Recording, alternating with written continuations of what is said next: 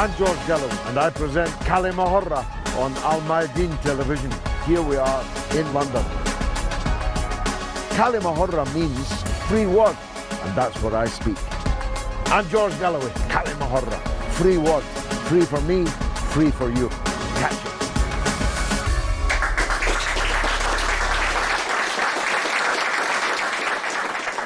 it. Welcome to كلمة with me, George Galloway, on Al Mayadeen television, coming to you from London with a studio audience of distinguished experts and one or two enthusiastic amateurs like me.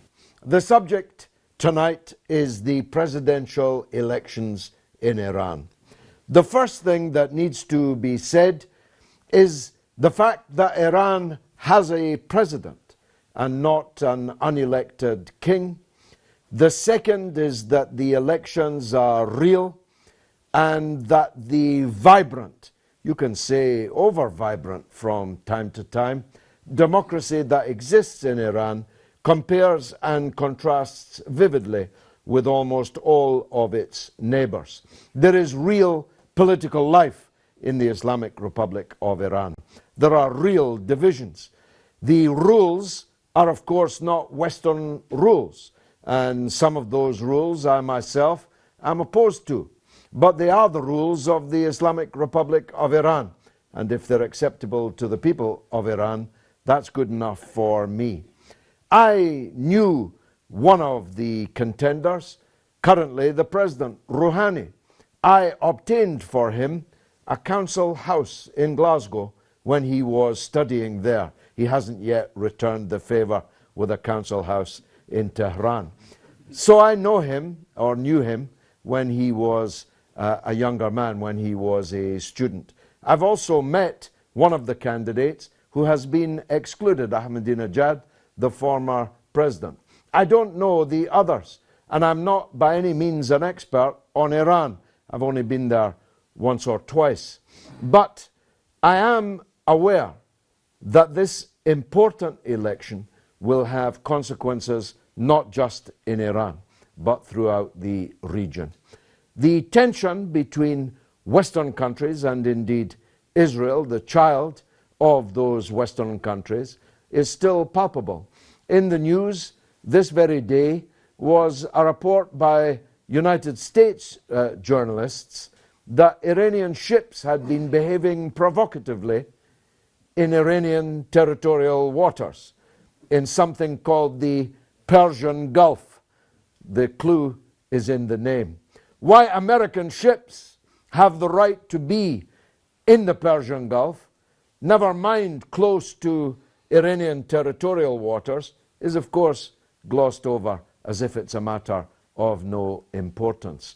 The lifting of the sanctions that was supposed to accompany the nuclear deal between Iran and the permanent 5+1 is certainly not going smoothly.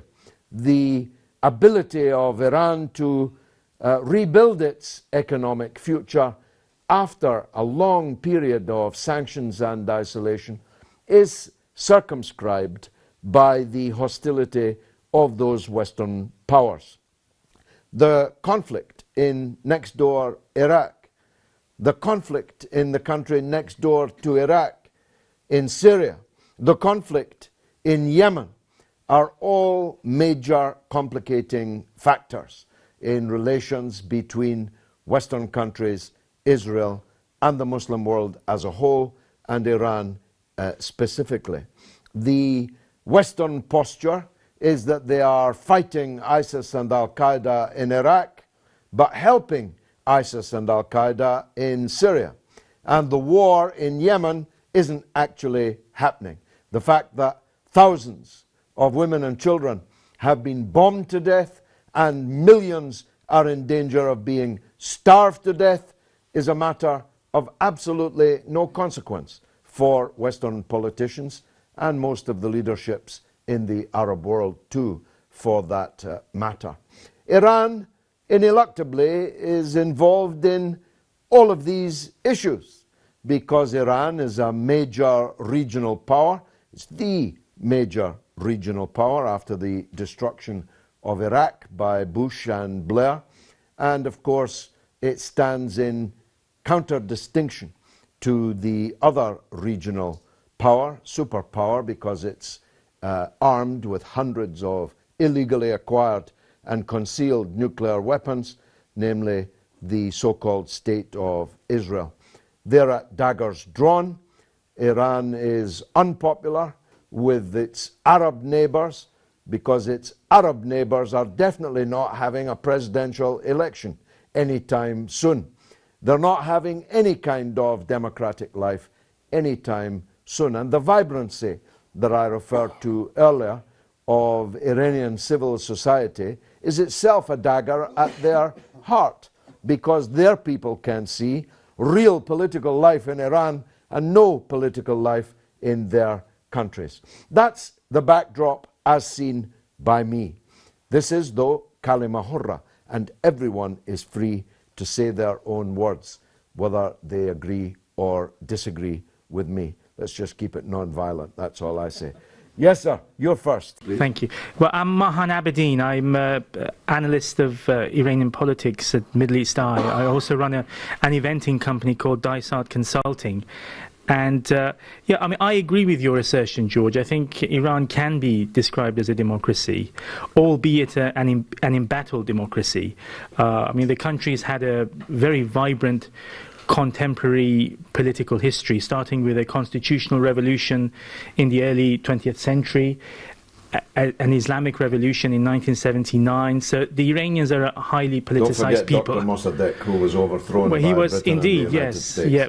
I mean, I'm of Iranian origin myself, although I've spent most of my life in the United Kingdom. And every time I go back to my country of origin, I'm always surprised, sometimes frustrated at the level of politicization. I mean, everybody, from the taxi driver to the man on the street, they all have a political opinion. I'm, as an analyst, as somebody who kind of pursues these issues professionally, I'm really excited by this year's presidential elections. I think there's real competition. You have Mr. Rouhani, who is not a reformist, as the Western media would have you believe. I mean, he's not. He's essentially a securocrat. He spent most of his career in the security establishment, the National Security Council. He played a very vital role during the Iran-Iraq war. He's a defense expert in his own right. He's also a cleric, and he's done a PhD in the United Kingdom. But I think the important point is that Rouhani relies on this reformist establishment in Iran. You know, the supporters of former President Khatami, supporters of former President Rafsanjani, these people will rally around him. And that makes up for his own political weakness, because as I said, Rouhani is not an established politician as such. He doesn't have his own political support base, so he has to rely on the reformists. The main conservative candidate, Ebrahim Raisi, he's a custodian of the Imam Reza Shrine in Mashhad, and by extension a vast business conglomerate attached to. He's effectively the ruler of Iran's Khorasan province in the east bordering Afghanistan. I don't think, I mean, this is, I'm not a betting man as you are, George, but if I was to bet on it, I do not think he can defeat Rouhani, simply because the conservatives in Iran, they have a minimal support base of, let's say, 30% or 30%. They cannot go beyond that. Many reasons for that. I mean, the most important thing, the vibrancy of Iranian society. Iran is a young population.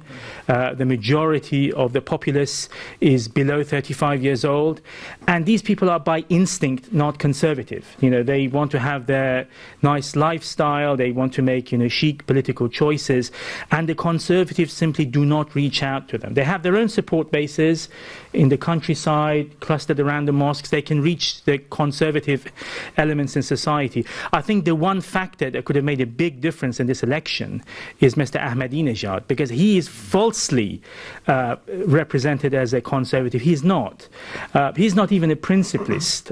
You could perhaps characterize him as a maverick principlist, a third force in Iranian politics, if you like. And he, contrary to expectations, he put up his candidacy, but he's just been disqualified by the Guardians Council. And I think that's a great shame, because Ahmadinejad is the one man who could have defeated Rouhani. I'm not a big Rouhani supporter myself, but I will admit, I mean, he has achieved what he set out to achieve in 2013. His main goal was to, secure a nuclear deal with the international community.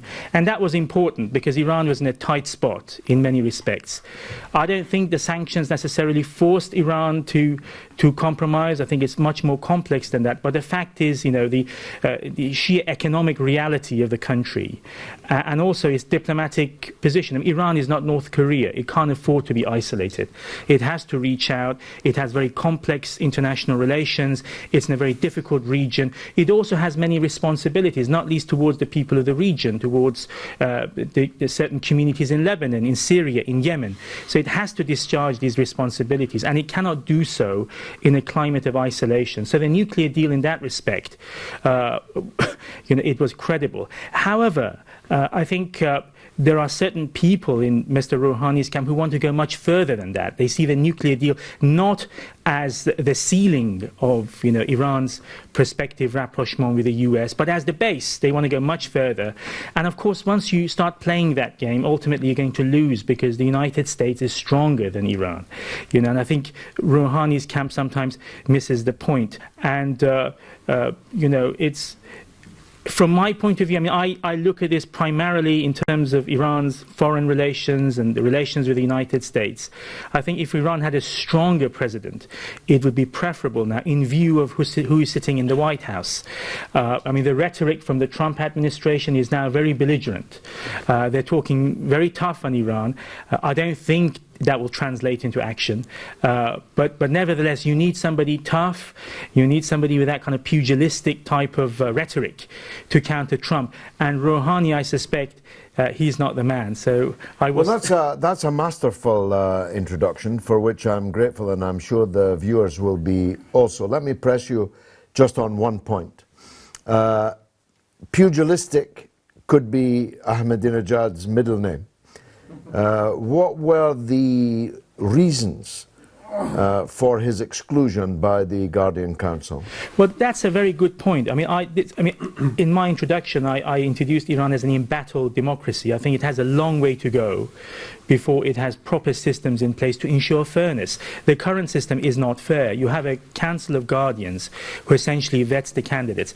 It's not like in the UK when if you want to register for elections, you have to put a deposit. There's a system. In Iran, anybody can put their name down, and in fact, 1,600 people did, and almost all of them had no political background whatsoever.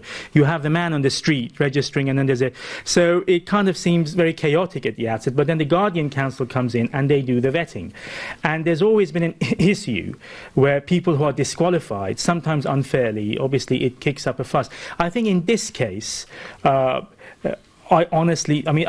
think the establishment fears polarization. And if Ahmadinejad comes in, he will polarize the mood because he is very popular.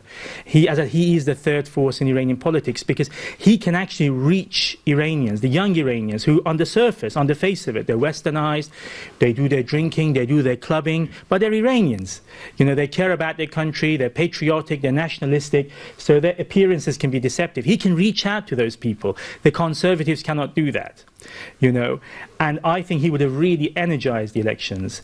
And I think it's a great shame because sometimes you need polarization. I mean, Iran is a strong enough country to absorb the shock. I mean, look at what happened in 2009. I mean, that was a highly polarized election because one side spuriously claimed that the election had been rigged. And they started riots, protests, but the system was able to deal with that. Polarization, my view, is so what? Bring it on. I mean, that's what elections are about. So that's one reason. Another reason is that Ahmadinejad, he's a radical departure from that conservative discourse. The conservatives wanted to claim him as their own, but they couldn't because his behavior was very independent. He showed that throughout his presidency, especially the second term. He stood up to absolutely everybody. He stood up to the Council of Guardians, he stood up to the clerical establishment. He was his own man. And Iranians really liked that. He was also tough on corruption, although admittedly his track record was not strong in that because Iran is a very complex place with many competing institutions, so it's difficult to get a grip on those things. But economically he delivered. He reached out to the poor. He's for instance, I'll just give you one example. There's a program to provide housing, relatively cheap housing, almost free really at the point of sale, to poorer sections of called the mehr accommodation policy. That was hugely popular. And so he was a true radical in the economic sense. And as I said, he is somebody who could, appeal to every section of Iranian society. Rouhani, for instance, he will appeal to the reformist. Raisi will appeal to the conservatives. Whereas Ahmadinejad can pull in votes from all of these people. But I think, going forward, Iran has a problem in the sense that the country doesn't have strong political parties. This is a problem with political culture. It's not about legislation or the government clamping down. There are no institutional barriers to having strong parties. It's just that historically, Iranians have been averse. The only one strong party we had was the Communist Party, and they were traitors because they were spies for the Soviet Union. So, but that was the only properly structured, functional party that Iran had. The others, what tends to happen in elections is that you get makeshift groups forming and then dissolving once the elections are over. But Ahmadinejad's camp is actually beginning to transform into a political current, if not a political party.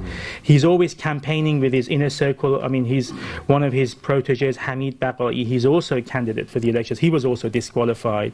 And then there's Esfandiar Rahim Mashai, the ideologue of that camp. They appear together. They were campaigning together. They went all around the country, and on the face of it, by all credible accounts, these campaign rallies were well attended. So he's sending a message. He's a political force that's here to stay. Thank you. Let's hear from someone else, preferably with a different point of view, but not necessarily. Yes, sir. Hi, my name is Shabir Hassan Ali. I'm a political analyst. I understand where your analysis is coming from, but I feel that you're a little bit mistaken in a few areas. When comparing the Islamic Republic of Iran with a regular democracy, this is a mistake, because Iran is not a regular democracy. Iran is a country governed by the jurists, by the system of wilayat al-faqih. This doesn't make it a normal democracy like, for example, England or the US or whatever. It's not a Western secular democracy. This is important.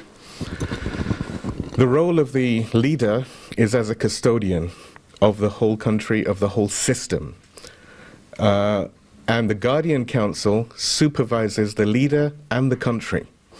So I recently wrote an article for the website of Ayatollah Khamenei, where I described this like if you look at the structure, the corporate structure of a business, you have the idea of the CEO.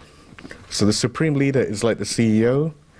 The board of directors is the Guardian Council. They have the right to remove the CEO at any point if the CEO messes up. This is important. A lot of people don't know this. The term of the Wali Faqih of Imam Khamenei is tiny. He can be deposed at any point should he go against Islam or go against the system. This is really important, and it doesn't... Can I just finish, and then you can come back? All right? The other thing is what I take offense to when you say that the Guardian Council turned around and unjustly disqualified someone. The criteria for the acceptance or the rejection of a candidate is vast. There are stacks of rules that these senior clerics, these senior jurists, actually have to go through. And you can't just have someone randomly turning up and saying, I'm going to be a candidate, and they're not qualified to do this job. You have to be qualified if you've been twice president already. I'm not talking about Ahmadinejad because I'm not judging whether they were right or wrong. That's not my role. That's for them. What I'm saying is that it's unjust to say that this was, something done lightly. They don't operate lightly. The other thing, when you mentioned the chaos in 2009, a lot of that chaos came from here, from this country, from England. It was orchestrated. There are people who are known to have gone to Iran during that time with tiny little cameras and all sorts of garbage to go and instigate problems and say that Hezbollah or Basij or this or that or the other was killing people. This story they made about this girl, Nida Agha Sultan, this was a complete lie. It's been debunked, right? But I don't see people talking about this.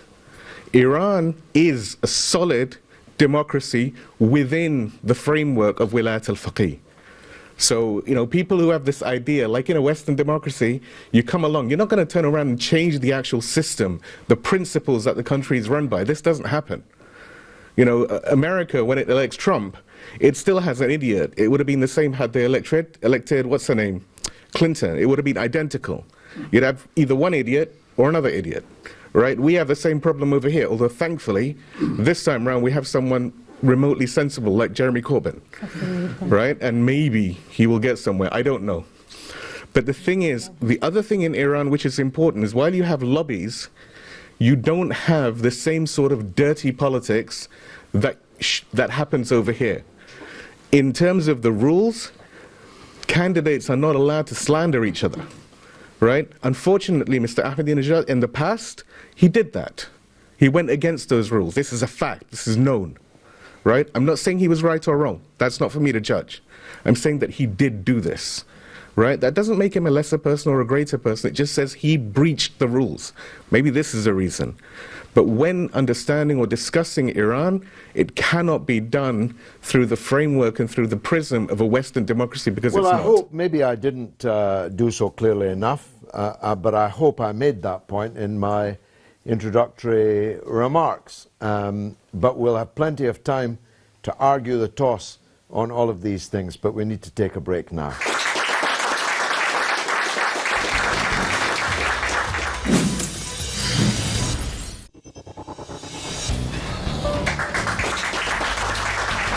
You're watching كلمة with me, George Galloway, on Al Mayadeen Television, coming to you from London, but discussing the forthcoming presidential elections in the Islamic Republic of Iran.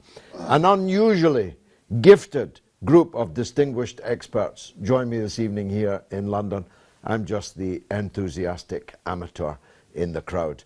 Now, we had a good cut and thrust between two learned gentlemen earlier. I'm going to allow the first of those to have a brief rejoinder, if you would, sir. Yes, just a technical point is actually the Assembly of Experts that monitors it. The Council of Guardians has no role in that. So, in fact, the leader appoints 6 clerical members of the Guardians Council. The other 6 are lawyers. So that's just a technical point. Second thing, I mean, you're obviously coming from an ideological position, and with all due respect, you don't appear to be Iranian. This is called politics. Politics is high drama. People slag each other off. What do you expect? And also on that point when you said only Ahmadinejad was behaving poorly, I cannot go into it now, but all these candidates have said very rude things about each other. Yeah, even going back to the contested elections of 2009, very rude things were said about Mr. Ahmadinejad by the people who lost the election and then cried foul. I mean, politics is high drama. That's what people want. Competition. Politicians being rude. And also, I think you are coming from a very ideological perspective, and I appreciate that. I mean, I totally appreciate that. And you're right to some extent. I think, when looking at the Iranian system, our basic point of reference shouldn't be Western liberal democracy. But to be fair, I didn't use that point of reference. We have our own political culture in Iran. Our modern culture dates back to the constitutional revolution. Our people wanted true representation. Yeah, we put an end to tyrannical monarchy in 1905. We had a constitutional monarchy. We overthrew that constitutional monarchy in 1979. The people wanted an Islamic republic that's representing their interests, and people's interests are diverse. This gentleman's next, but first, let's hear what the public thought on the streets of London. Take a look at this.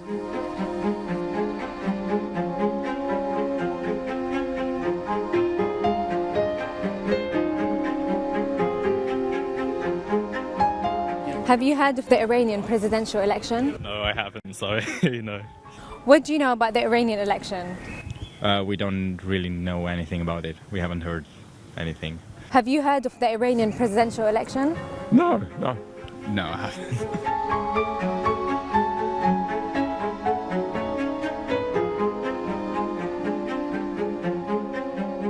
Have you heard of the Iranian presidential election? Yeah. What do you know about the Iranian elections? الانتخابات الإيرانية هي صورة ديمقراطية لبلد متحضر.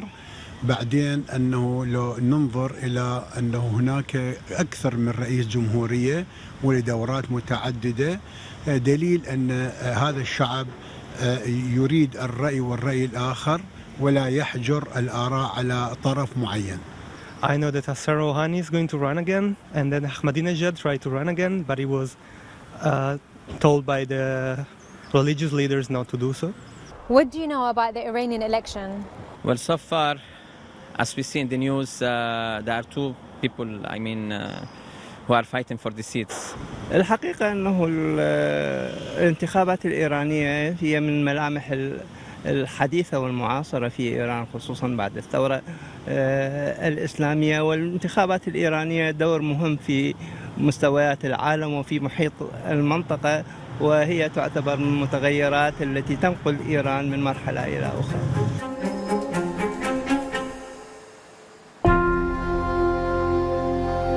Well, very interesting. So few British people, at least, knew anything at all about an election in a country that is forever in the news. And that has to be because the media just has not covered this contest, at least not yet. The floor is yours, sir. I will speak in Arabic. Okay. أنا نجاح محمد علي، صحفي ومتخصص في الشأن الإيراني. عشت في إيران 25 سنة، وعملت في معظم المؤسسات الإيرانية الإعلامية والسياسية وفي كل مكان، لذلك أستطيع أن أقول أنني أعرف إيران جيدا. وأخيرا أيضا عملت رئيس تحرير للشؤون الإيرانية في قناة العربية، وكنت أغطي بشكل خاص الانتخابات الإيرانية التي حصلت في 2009 والتي شابها توتر كما تعرفون، وجيء بالرئيس السابق محمود أحمدي نجاد وفق معادلة قيل أن تلك الانتخابات كانت قد تعرضت للتزوير. أتحدث عن مجلس صيانة الدستور الذي أشار له الأستاذ. مجلس صيانة الدستور يتألف من 12 فقهاء يعينهم الولي الفقيه، 6 يعينهم البرلمان. كل ما يجري في إيران وأنا شاهد على ذلك في السنوات الماضية من انتخابات هي انتخابات صحيحة، ما عدا الانتخابات التي حصلت في 2009 أقول شابه الحديث عن تزوير، وعلى الأقل هكذا يقول الإصلاحيون والمعترضون على نتائج تلك الانتخابات. أما بالنسبة إلى أنه هل إيران هي دولة ديمقراطية؟ إيران تتألف من اسمين، من كلمتين. يعني الآن الاسم الرسمي للدولة في إيران هي الجمهورية الإسلامية. الجمهورية هو الجانب الذي نستطيع أن نقول أنه يعني شيء من الديمقراطيات الغربية، لكنها إيران ليست ديمقراطية غربية. إيران تأخذ المشاركة الشعبية في هذا الباب، باب الجمهورية، لكن لأن الحاكمية هي ليست للشعب، الحاكمية هي لله، ولله من حيث الولي الفقيه أو ولاية الفقيه الذي هو من وجهة نظر إسلامية شيعية على الأقل يعتبر يعني نائبا للإمام الغائب الإمام المهدي. وهذا طبعا حق ليس فقط للولي الفقيه، هو حق لكل أو معظم الفقهاء الذين يؤمنون بولاية الفقيه، بل حتى الفقهاء الذين لا يؤمنون بولاية الفقيه يعتقدون بشيء من يعني موضوع أن يستخدم المرجع الديني شيئا من ولايته على القاصرين، على الأموال، الحسبة وغير ذلك. لذلك فلا نستطيع أن نقول يعني عندما نعترض على مجلس صيانة الدستور في انتقائه الأفراد لخوض الانتخابات، هذا أمر طبيعي، لأن هذا النظام عرض على الشعب الإيراني في عام 1980 في أبريل، وتم الاستفتاء عليه والشعب الإيراني وافق وقبل بأن النظام بهذا الشكل. إذن من يأتي ليخوض الانتخابات أو يشارك في الانتخابات عليه أن يقبل بكل ما ورد في الدستور، دستور الجمهورية الإسلامية الذي هو بالفارسي يسمى قانون أساسي. لكن هناك ملاحظة على مجلس صيانة الدستور، يعني يقال أنه يتعسف في تطبيق صلاحياته، أضاف له مادة جديدة سماها نظارة استصوابي، يعني هو يفرض رأيه، هو مثلا الذي لا يلتزم عمليا بالإسلام وبنظام ولاية الفقيه يرفض. طيب كيف تعرف أنه هذا لم يلتزم عمليا؟ ربما من تصريحاته، ربما من مواقفه، هذه نقطة يؤاخذ عليها. أما بالنسبة إلى أحمدي نجاد، لماذا أنت حضرتك ذكرت أنه هو كان رئيس لدورتين، فلماذا يرفض مجلس صيانة الدستور تأهيله لخوض هذه الانتخابات؟ أقول لأن في الدستور هناك مادة تنص على أن الحال، يعني حال الإنسان وضعه الحالي هو الذي يبحث، لا يبحث ماضيه. يعني يجب أن يكون من الرجال السياسيين المتدينين، لنفترض جدلا أنه فقد صفة المتدين، أو أن يكون من الذين يتسمون بالتقوى، لنفترض جدلا أنه يعني فقد صفة التقوى. هذا بالإضافة إلى أن السيد أحمدي نجاد عليه ملفات قضائية، هو ومساعده حميد بقائي عفوا. هذه الملفات القضائية لا تسمح له بخوض الانتخابات. هناك اتهام له بالفساد وبفساد كبير. وأقول أنه في عهد أحمدي نجاد ال8 سنوات التي حكم فيها إيران فرضت العقوبات الدولية على إيران، العقوبات خصوصا من مجلس الأمن الدولي. فأستطيع أن أقول أن ما يجري، يعني سنشهد انتخابات صحيحة، لأنه القيادة الإيرانية لا تريد أن يتكرر ما حصل في 2009، والتحديات كبيرة التي تواجهها إيران تلزم أن يذهب الجميع إلى صناديق الاقتراع. Thank you very much. Can we have the microphone over here and then the lady at the back? Yes, sir. Thanks very much, George, and thanks for inviting me on to this very special show. I'm Andy Oppenheimer. I'm a specialist in counter-terrorism and nuclear, biological, chemical weapons. So basically, I only want to kind of contribute in terms of the nuclear deal and what could happen, but I don't want to do any kind of political speculation because that's not my area, and I think everybody here knows a lot more than I do about the situation in Iran in terms of the politics. But one thing is for sure is that with the Trump presidency now they've kind of declared they're going to review what seemed to be a very successful deal, and having followed the obviously nuclear developments in many countries over the years, including ours of course, and Israel's and countries that we don't hear so much about, this was a very important move. It was a hallmark agreement. It was a groundbreaking agreement, and it's going to be quite a delicate period now, depending on who gets in, because I think if Mr. Rouhani succeeds, maybe things will calm down a bit.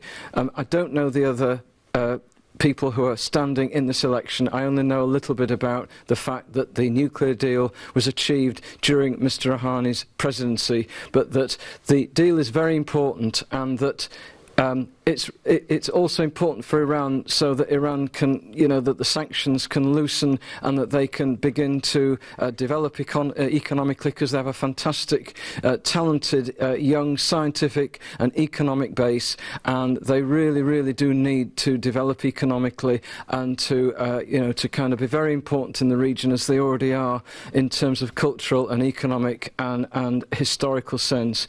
But that if this deal is threatened, and it could be during the Trump presidency, because the Trump presidency is going to get very belligerent about Iran, that things could get quite difficult, and it could set off again. It could become an aggressive situation where maybe the nuclear option becomes available to Iran again. At the moment, things are going very well, and the inspectors are going in and they're having a look at what's going on, and everything seems to be running quite smoothly. The deal is not actually with the United States, of course. No, it's with the other powers as well. Yes, of course, yeah.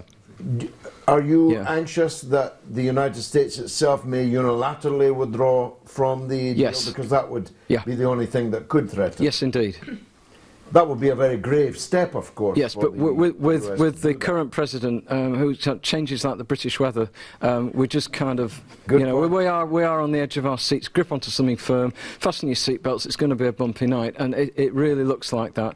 And I only kind of realised this over the past couple of weeks, looking at all the various nuclear things I have to review, because I have to review everything on IEDs and on terrorism, because I cover a large range of areas, and suddenly it occurred to me that now that the deal is being reviewed by the White House, we're going to have to watch out what happens, especially if the elections don't come out with, I think, with Mr. Rouhani, because if it does, be sure that it's not Trump who's reviewing it, because absolutely, it's way above his head. Absolutely, he'd have to take his face out of his colouring in books to and out of Twitter and off Twitter. Yeah, Madam at the back, please.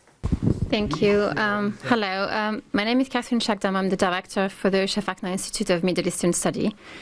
With all due respect, I just would like to quickly go back to the JCPOA and this idea that, you know, depending on who's going to be elected, whether President Rouhani indeed stays as president, I don't think will change the future of the nuclear deal. And for one simple reason is that Iran, historically speaking, has always abided by the agreement that it has brokered. It has abided by international law and has never broken the law as far as I'm concerned. Otherwise, I think that many countries would have declared war to Iran a long time ago because they are begging for an excuse to actually declare war on Iran. It hasn't been the case because Iran is actually following the rule of law. That's very important. A lot has been said against Iran, but I don't think that anyone could actually criticize or has any ground to criticize Iran on international law and on actually abiding by the agreement that it brokers. That's the first point. The second point, it's interesting how everything has to go back to Mr. Ahmadinejad and President Rouhani and this idea that it's very binary in Iran. You have to understand that when you're talking, for example, earlier the gentleman in the front about, you know, consolidating Iran's, you know, political pluralism. This is what Iran has been doing since 1979, but thanks to Western capital, hasn't been able to come down from its revolutionary, I would say, position. In that usually when you have a revolution, then, you know, there's always a transition period, and then suddenly things kind of calm down and people find the space where they can define themselves and the future that they will have. Iran never had that courtesy. Thank you, international community, because of course it always had to be to exist in reaction to other people, to defend its values, to defend its tradition, to defend its system of governance to this day is actually not understood properly because people tend to always align it with Saudi Arabia and consider Iran to be the Shia version of Saudi Arabia, which is of course is not the case at all because thank God Iran actually has a constitution and Iran actually follow the rule of law and it's its own set of law, but law nevertheless that the people have actually voted for, agreed for, and pledged allegiance to. That's very important. Iran is not just a random country. It is a republic. It's a functioning democracy. You know, soon is going to be the 12th round of presidential elections in a situation where countless countries are actually knocking at its door, trying to either have a coup d'etat or trying to imagine one or trying to create tension where they don't exist. Because we have to understand something. Whether it is Saeed Raisi, who becomes president, whether it is President Rouhani who stays president, we have to understand that every politician standing on the presidential ticket is actually rooting for the Iranian people to defend Iranian values and to protect Iranian sovereignty. So it's not so much about what Iran will do vis-à-vis America or Western capitals, but rather what those candidates will do for their people. Because we tend to forget, this is not a conversation that Iran is having with the rest of the world. It's a conversation that Iranians are having with Iranians. And it's their country, it's their political future to determine. So it would be, for me, it would be more interesting to discuss not the nuclear deal, not whether we have reformers versus, you know, principalists or hardliners versus whatever, but rather what it is that Iran wants to do for its country and what the people of Iran wants to see happen under the leadership of Ayatollah Khamenei, because until now, you know, there was maybe a blip in 2009 because people thought it was fun to try. No one is actually arguing the legitimacy of that leadership. No, that leadership stands. Yes, but it was a fallacy. Sponsored attempt at a coup in 2009. It moved large numbers of people, particularly in Tehran. There was violence. And there are people in Rouhani's camp who have a different set of Iranian values to the ones you're talking about. The ones who want to go further in rapprochement with the United States. The ones who don't want to fight in Syria, don't want to fight in Iraq. These are currents that are below the surface. So I'm not sure I can agree with you that everyone in this contest has exactly the same version I didn't of say that. I said that they are representing the Iranian people. Values. Anyway, there'll be much more of this after the break.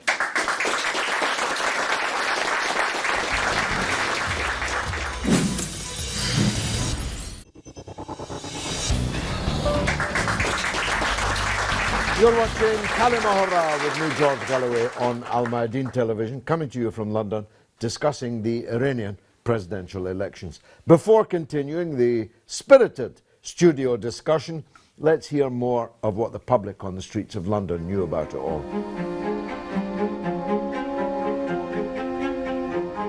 The nuclear deal was achieved by Rouhani. Do you think anyone else in Iran could have done it? Well, I don't think so. But there are other predecessors like Dr. Ahmadinejad and others. They did their best, but they're not successful. الاتفاق النووي حقيقة هو من نتاج المرحلة العالمية ككل. وكانت الظروف والمرحلة العالمية تساعد الجمهورية الإسلامية على عقد هذا الاتفاق. طبعا الرئيس روحاني له دور مميز، لكن بمقدور أي رئيس يمتثل لإرادة الشعب هو ينفذ هذا المشروع.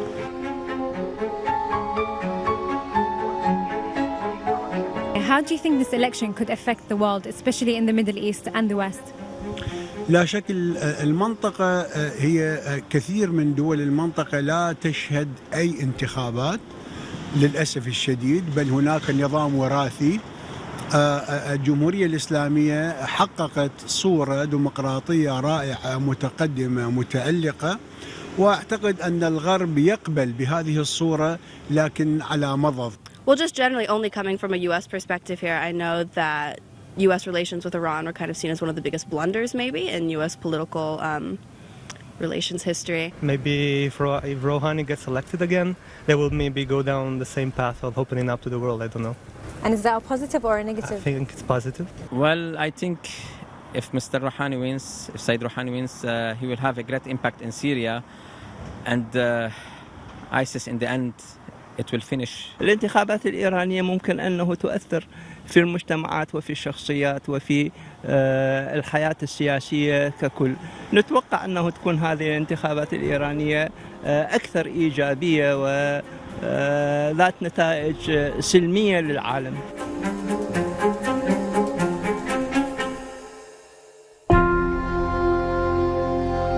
Let's continue then. Yes, sir, you have the floor. Thank you, George. My name is Sahal Ali. I'm a Khulsan TV news presenter, TV program presenter. It's a great honor to be part of this show. I would like to say, when you look at the Iranian story, there is always normalization versus isolation and confrontation. Whoever is looking at this country must know that there would be two sides. Like we have here conservatives who are against sudden change, and Labour who are just up for anything. There you have got people who, if they got hold of power, would put that country into misery and problems, honestly. And people who are wise enough to know where they are, who can lead the country into a good start. You have got the current president, Rouhani, versus, I think Raisi, let us say. You got somebody who is moderate against a radical, in my view. I think Iran must look where it is in the world. I think there are old enemies and new ones. It engages in proxy war against Saudi Arabia and rich Gulf states. The war in Yemen and the eastern part of Saudi Arabia are all these open fronts for Iran. I don't think they would change, they will escalate. I think what I wanted to say, the change of the Western policies and the rise of people like President of the United States, Iran, what is important to this country, it has to have somebody who is moderate, who is wise enough to keep the country's feet on the ground. You don't want somebody who makes the fatal mistakes and plunges this country into war. On that side, you got Syria, Iran engages there. You got the Hezbollah and the Israel behind there. All these things need the country. I respect the sister who spoke behind me. What is important to Iran is not the people it chooses and how they lead the country. Foreign policy is the key factor. Iran must be thinking how they can survive in this extremely violent. You have got a fascist president from the United States who has shown us what he is. In one single day, he sent Hawk missiles, 50 or 60, and wiped one complete military airfield from the face of Earth. 25 warplanes destroyed. And I think you have that kind of person, and you are not prepared. And one thing that worries me very much, and I would like the Islamic Republic to address it, it is relationship with the Sunnis. If Iran wants to succeed and become peaceful and prosperous nation, it should not seek a war and confrontation with its neighbors, like Saudi Arabia, Emirates, Yemen, all these countries. The Shia minorities there are nationalists of those countries. You can support them through the international means and advocate for them, but direct engagement and military confrontation will put this country into a mess. You do know that Iran hasn't invaded any other country for more than 300 years, yeah? Yeah. Yes. Yeah. So I'm not sure where all this talk of Iran making war... I would like to say, how many countries have been engaged in conflict without putting their footprints on the ground? How many countries? Well, it's Saudi Arabia that's murdering the children in Sana'a, not Iran. No. It's Saudi Arabia that's paying ISIS and Al-Qaeda and giving them weapons and ideological power in Syria and Iraq, not Iran. I'm not ambassador it's to Saudi Arabia. Arabian-inspired people who are blowing themselves up in Paris, in Belgium, in London, in Germany. George, I'm not sure why you've got such a down on Iran. I'm not ambassador to Saudi Arabia, but what I wanted to say... You sounded a bit like it. No, thank you. Let me take this gentleman down here in the corner. Speak Arabic. شكرا جزيلا. أنا غيث التميمي، باحث وكاتب عراقي. خليني أبدأ من نقطة أنه الحريق في الطابق الأسفل، الانتخابات الإيرانية في الطابق الأعلى، ولكن الحريق في إيران في الطابق الأسفل. الاستطلاعات اللي ظهرت واضح أنه الشارع في لندن مثلا ما كان يعرف شيء عن الانتخابات الإيرانية، ومو هامهم إلا الشخصين أو الثلاثة اللي هم تابعين للمركز الإسلامي، أنا أعرفهم شخصيا، اللي هو تابع لخامنئي في لندن، هم الوحيدين اللي تكلموا وحاولوا أن يعطون انطباع عن ديمقراطية إيران الجميلة. بالتأكيد إذا ما نقارن بين الديمقراطية الإيرانية اللي هي أسميها ديمقراطية الفقيه مع السعودية العربية ومع أنظمة شمولية عربية في المنطقة، بالتأكيد إيران أفضل.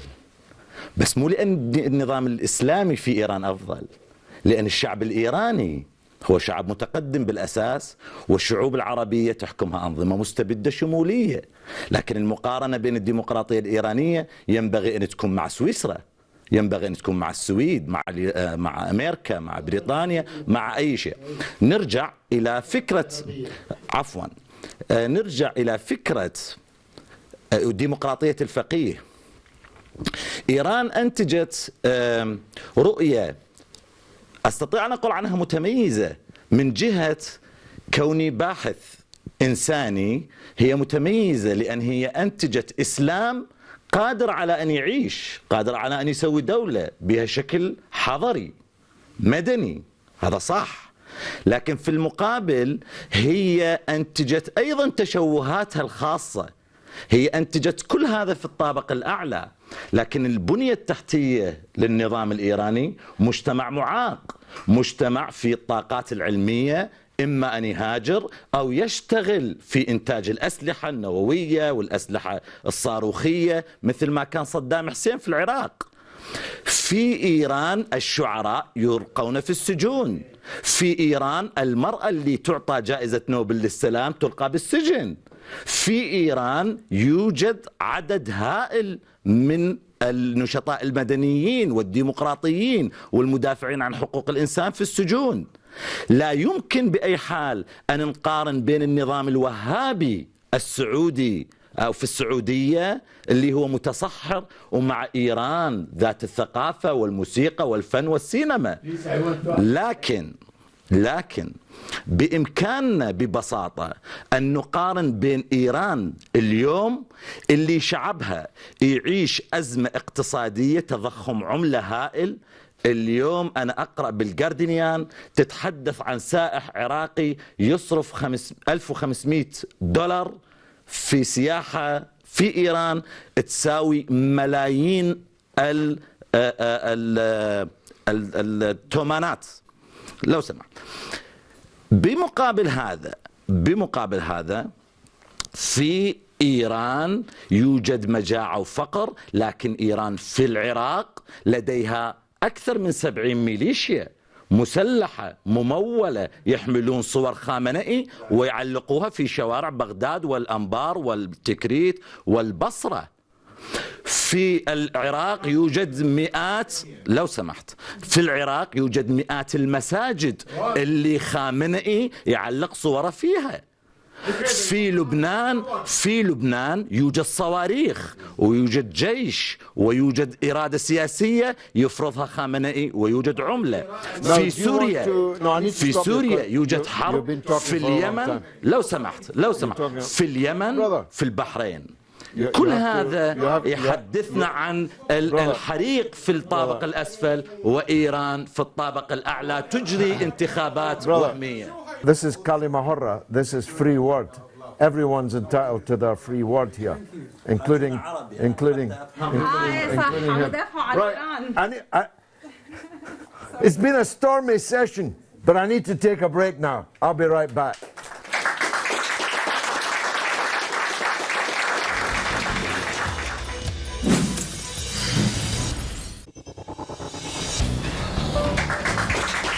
Welcome to كلمة حرة with me, George Galloway, on Al Mayadeen Television, coming to you from London, discussing the Iranian election. It's turned out to be a rather controversial debate. Let's hear from the gentleman in the front. Omar Ismail, I'm the chair of Labour for Arabs. Now, I don't think it is Arabs right. for Labour. No, Labour's for Arabs. Sorry, it's a different. Yeah, it's changed its name. It's changed its name. You're not doing much of a job then. Thank you very much. And I probably know that I'm not Iranian, but I have huge issues about what happens in Iran as a regional power and the election that is taking place in May.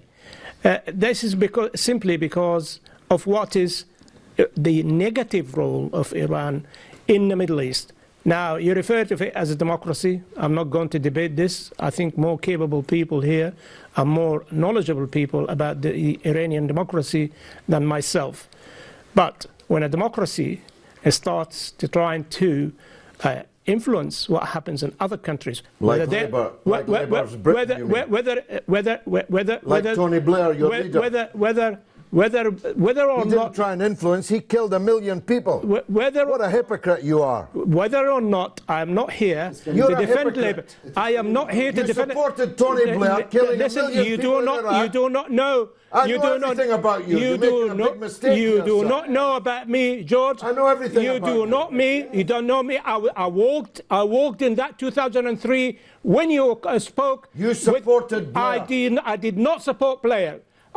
You do not know, so please don't accuse me of something that you do not know.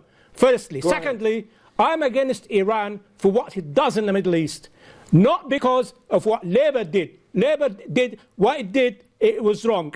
I agree with it, there is no debate about it, and this is where I stand. Iraq was destroyed by Tony Blair and his Bush friend. But when Iran, as a democracy that people referring to, starts to influence or try to influence by proxy the affairs of the states neighboring to it, this is where, the proxy wars that is happening in Iran, in Yemen, in Syria, in Saudi Arabia, in Bahrain, in Libya, in Gaza, In Libya? Yes, they have funding coming. Listen, they have stream funding going to Libya, supporting the insurgents in Libya against Egypt, because they see Egypt as a power that might grow and challenge their dominance in the region. In fact. Well, you might say that. He's entitled to talk. I am entitled to what is. I have not interrupted you. Order. I have not interrupted you. I've not accused of anything. I accepted your view as it is. Now, once I challenge your view, you are accusing. No, absolutely wrong. You spoke. Okay. Thank you very much for the information you gave us, but the facts are that Iran and Tehran is trying to influence negatively the affairs of other states. Wrong. And maybe in your view, but in my right, all correct. It wouldn't be the only one who was trying to do that, of course, would it? Well, I mean, look, the area, it doesn't, two wrongs don't make a right, George. Okay. Let's hear from the gentleman at the end. بسم الله الرحمن الرحيم. أنا محمد المدحجي، كاتب وصحفي، عملت لفترة 10 سنوات في وكالة إسنا للأنباء الإيرانية، والآن أعمل مع عدة صحف وقنوات في لندن. أنا لا أريد أخوض موضوع الديمقراطية في إيران أو شكلها أو تأثيراتها أو ما يدور في الطابق الأعلى أو الأسفل. أريد أخذ الموضوع من جانب آخر يمكن لا يعجب البعض، يمكن يعجب البعض، وهو تأثير إيران على الإقليم بشكل عام. التأثير الإيراني يجب أن نلحظه الآن، خاصة في هذه الانتخابات وتغيير سياسة الولايات المتحدة، خاصة دونالد ترامب، اتجاه سياسته الشرق الأوسطية التي لا تعتمد على ما تم بناؤه خلال فترة أوباما، وسمي بالاتفاق النووي. ظاهرا الاتفاق النووي هو ظاهرة يعني غطاء لمشروع أوسع. هناك دور لتركيا، دور للسعودية، دور لإيران لتفكيك جزء من المنطقة العربية. المشروع بدأ من العراق، معروف للجميع، استمر إلى مناطق أخرى. أستاذ أنا لا مقاطع، أرجو أن تسمحوا لنا نكمل. He's not being heard. You're the only one being heard. فالآن الأدوات التي استخدمت لتفكيك المنطقة، الأداة الكردية، الجماعات المسلحة التي إيران تدعمها، الجماعات المسلحة التي تركيا تدعمها، الجماعات المسلحة التي السعودية تدعمها، الجماعات المسلحة التي قطر تدعمها، والجماعات المسلحة التي الغرب يدعمها. يعني هناك مجموعة ودينامية ضخمة لتفكيك المنطقة العربية، وهذه فشلت. هذا الفشل ارتد على البيت الغربي.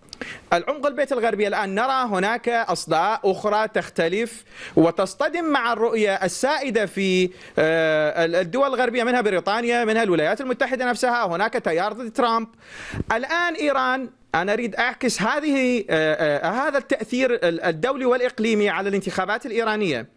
إيران الآن مطالبة بشيئين، وخامنئي كرأس في يعني أعلى سلطة في إيران يعرف ذلك جيدا، وهو يعلم أنه مطالب بإزاحة إرث مهندس الاتفاق النووي داخل إيران حسن روحاني، ومهندس الاتفاق النووي في النظام الدولي أوباما الذي ذهب والآن لا يوجد في الساحة. يعلم أن المشروع في سوريا فشل، مشروع تفكيك سوريا، تفكيك العراق فشل، والآن هذه الأدوات أصبحت عبئا على محركيها، على تركيا، على إيران، على السعودية، على قطر، وكلها تدفع ثمن. الآن هذه الكروت مرمية للمغايضة مع الدول الكبرى، خاصة الولايات المتحدة.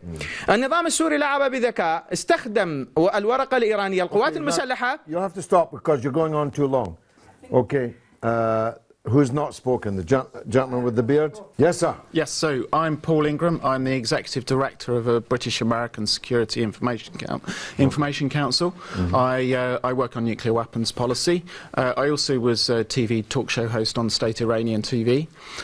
And I was in Tehran with you, George, about 5-6 years ago. We were travelling around and I talked to a number of people in government, including Rahim Ashai at the time.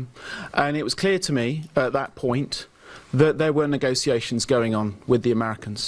So one of the questions about this program is Rouhani as an individual crucial to the Iran deal? My answer is no, because he didn't start it. It was started before he came into power. I think that this is something that is more deeply about the Iranian government beyond Rouhani and its relationship. Don't forget his role in 2003. Yes, he was the chief negotiator. Yes, indeed. And he wrote an exhaustive book on it. Indeed. So Rouhani is part of the establishment, even though the reformists support him. But my point is the Iranian deal under threat under Trump? And I would say, look at Trump's 100 days. He talks big and then he collapses. There's been so many collapses. Like the wall in Mexico. Like the wall. Yeah. Like this week, you know, it's exactly. In some respects, Trump is a bit of a pussycat or a dog with loads of bark and perhaps not as much bite as we fear. Well, and if we don't yet know, we don't yet know, and he will be tested and tested and tested again. But he's been tested, and we've seen 59 cruise missiles go into an airport from which planes took off the next day. It was deeply choreographed. I think that there's a lot going on behind the scenes that we don't know about. There are deep state operations going on in the United States. It doesn't matter if it's Trump or Clinton involved. You know, there's a whole set of stuff going on that we can't really get our grip on. But my point is that what do you do if you are trying to tackle these sorts of countries like the United States and their allies if they are operating in an unjust way? And my point over and over again is you stay beneath the radar, just like the Chinese have done for many years, and you build up your capabilities gradually. And what I would say is the Iranians have never been trying to develop nuclear weapons because nuclear weapons don't work. You said at the beginning the Israelis are a superstate because they have nuclear weapons. They're a superstate because they're backed by the United States and they have a heavy conventional capability because conventional weapons work. Nuclear weapons, they're so big they can't be used. They're useless, I believe. And I think people give far too much credence to nuclear weapons, and I think the Iranians understand that. And I think the Iranians have actually been developing their nuclear power because it is one way of saying, look, you hypocrites, you tell us we can't have nuclear weapons, you have them, we can't have nuclear power, but we have the technology, we have the capability, and we're going to do it anyway. That's the first ever bleep on a كلمة show. But the question now is, what do? You stay beneath the radar, and that's why the British people know nothing about this election, because the nuclear deal has been agreed, and that means we don't give a damn. Okay, no, gentleman at the front here, 2 minutes, he promised me. السلام عليكم. أنا زكي مرتضى من العراق. ردا على كلام الأخ العزيز حول أن هناك مجاعة في إيران وهناك جيوش إيرانية في العراق، وبصفتي أنا عراقي والسيد أنا عربي، ولأني عشت في إيران فترة شهر أو شهرين، هذا الكلام غير صحيح. أنت مدحت النظام الإيراني وقلت أنه هو الأفضل بالنسبة للدول العربية، لكن ما ينقاس من الديمقراطية الموجودة في سويسرا وفي الغرب، وهذا غير صحيح، لأن الديمقراطية الموجودة في إيران هي ديمقراطية إسلامية. هل نستطيع أن تنضبط هذه الندوة في طهران؟ لذلك ينطبق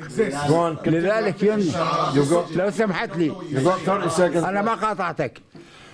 لذلك ينطبق قول الشاعر: يعطيك من طرف اللسان حلاوة ويروغ عنك كما يروغ الثعلب واعتذر. Okay.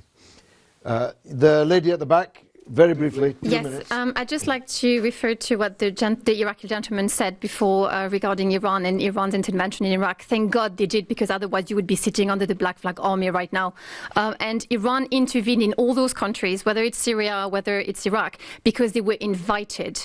They didn't break international law like the American who bombed the crap out of you and you said nothing. Iran came to save you. General Soleimani was there. Thank God he was there, because of him Daesh has run away. So yes, there should be pictures of Ayatollah Khamenei, and why not? What is wrong? Now, I would like to address very quickly the whole Sunni-Shia divide that the gentleman over here, pining for Saudi Arabia was referring to. This is a fallacy. Iran is not against any Sunni or against anybody. That would be Saudi Arabia, being against the Shia and calling us apostates. As a Shia Muslim, I actually take offense to what you say. Iran has religious freedom, sir. I was actually there. I'm not Iranian, but I actually appreciated Iran. I appreciated the fact that, yes, you can be free. And as a woman, I would much rather live in Iran than in Saudi Arabia, where I can't drive and I'm considered a commodity. So that's all. Not many women would dispute this point. Back to the front bench for the closing statement. Go ahead. Thank you.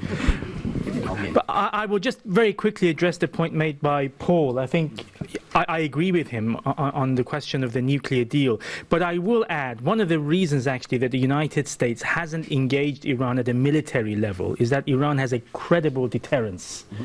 And you're right, conventional weapons speak. Iran has a very credible ballistic missiles capability. It has very credible special forces. And I think at the intelligence level, both the Brits and the Americans realize that if there's kinetic activity in the Persian Gulf, the Americans will get a bloody nose. That is readily recognized. And I think just a point about you, sir. I mean, I appreciate that Iraqi perspective, but what Catherine just said is very important in terms of Iran being officially invited by the government. And secondly, which country doesn't do these things? And you talk about poverty. The United States is racked by poverty, and yet they have the biggest foreign policy of all. You shouldn't conflate these issues. Every country has a right to its foreign policy in accordance to its values and in accordance to its size. Iran is arguably the biggest regional power. It's going to have a credible foreign policy. But however, the important thing is done consensually, and it's done according to the spirit and substance of international law. And if you look at all the two key interventions in Iraq and Syria, it's legitimate and it's official. And Yemen, for example, Iran has no intervention there. Yeah. I mean, it's well, that is different to intervention, but that is different to intervention. You're allowed to, and also you're an educated and civilized person, and we No, you're going to have to let him finish. Look, please, just you buy his time. Ambassador, allow me to finish. Ambassador, you're going to have to pipe honestly, down because he's got his last 60 seconds. Countries have a right to support things, but you're talking about an intervention, and all the experts. You read up on the specialized publications, the Western ones. None of them are claiming an Iranian intervention in Yemen, right? That country is awash with. If you know anything about Yemen, you would know it's one of the most heavily militarized places on earth. Everybody has a gun. There's no need to send weapons there. And also the Houthis, one of the reasons they've been so radicalized is because of the Saudi intervention. At a theological, jurisprudential level, the Zaydis in Yemen have nothing to do with the 12-ish years in Iran. There is now a political, ideological affinity, but you've got Saudi Arabia to thank for that. They've been bombing Yemen since March 2015, and I think it's only now that the international community is waking up. They cry about the chemical weapons usage in Syria, which is absolutely awful. By the way, that's also hypocritical because Iraq under Saddam Hussein liberally used chemical weapons against Iranian soldiers and Kurdish civilians, notably in Halab. Nobody said a thing. Yeah. In fact, West German companies at the time, they were at the forefront of developing Iran's weapons, chemical weapons. But anyway, Saudi Arabia is using awful weapons in Yemen, not chemical ones. But there's no time. There's no time for you or for any of you. If the Iranian election is anything like as vibrant as this program has been, it's going to be a roller coaster. It's been marvelous. Thank you very much for watching.